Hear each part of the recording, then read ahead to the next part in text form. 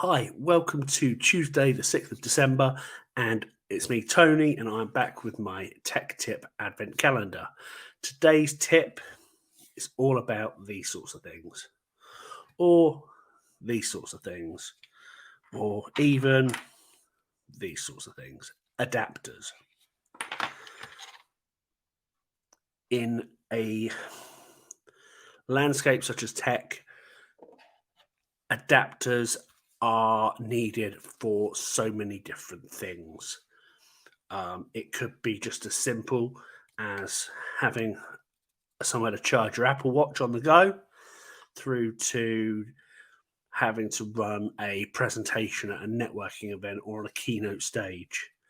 I've been to numerous keynote venues, the NEC, XL, and the people that we have had talking for us have optimized their presentations to a specific piece of software or a specific operating system. It's optimized for that operating system, so it looks great on a Mac.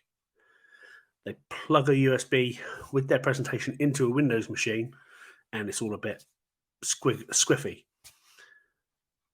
And the tech at the AV station has only got a Windows laptop with an HDMI cable, or a Windows laptop with a VGA cable.